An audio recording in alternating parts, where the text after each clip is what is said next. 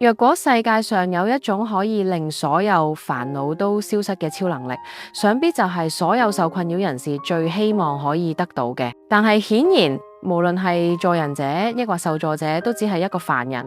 我哋都冇辦法利用超能力解決難題。對平凡人抱持合理嘅目標，就足夠，冇必要強求自己或者受困擾人士達成過高嘅期望。正因為知道每位助人者都心懷大志，所以更加希望大家喺踏上助人之路之前，可以明白到訂立目標嘅意義。今期希望同各位助人者分享一下有關整體助人過程嘅規劃，同埋過程中特別需要注意嘅禁忌。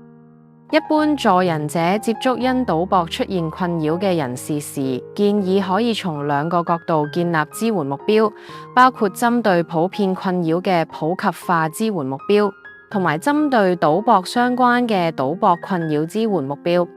普及化支援目標適用於唔同類型嘅受困擾人士上。普及化支援可以就生活壓力、人際關係等困擾處理，主要從對方嘅情緒同感受上作出支援。目標包括：一、令到對象感到被支持同理解，善用上一期提到以口硬心助人方法，釋出助人者嘅關懷，打破困擾人士成個世界都唔明白我、唔關心我嘅迷思。二、令對象發現多於一條道路。當人遭遇到嚴重嘅挫折時，容易會出現混亂。助人者可以透過同困擾人士共同探討，協助對象從非理性嘅災難化思維抽離，發現其他可能性。三、協助處理已出現嘅危機，需要時尋求專業支援。若發現危機已經浮現，例如工作消極、家庭暴力、自我傷害等，可以用作客觀參考標準判斷現況嘅嚴重性，推動對象尋求專業支援。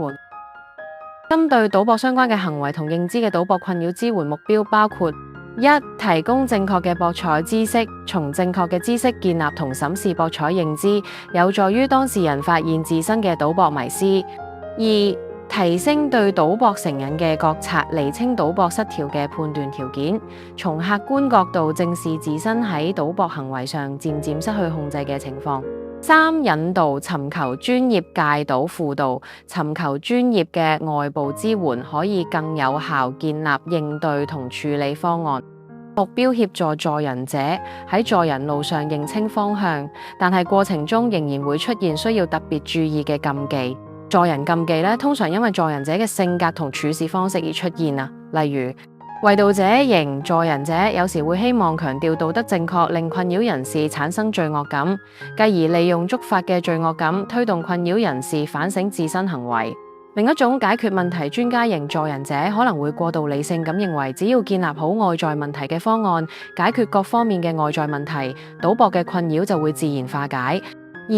救世主型助人者會因為認為自己係唯一可以拯救困擾人士嘅存在，而盡自己一切所能，無微不至支援困擾人士，變相剝削咗困擾人士抗疫同成長嘅機會，同時亦令助人者承擔超越助人者身份應有嘅責任。解決困擾並唔係一朝一夕就可以完成得到，留意一下困擾人士當下嘅情況，協助佢哋調整一下心理狀態，整理優先順序，都可以令到困擾人士更清晰了解自己往後嘅安排。身為助人者，自己都需要謹記避免因為助人禁忌，而最終變成好心做壞事。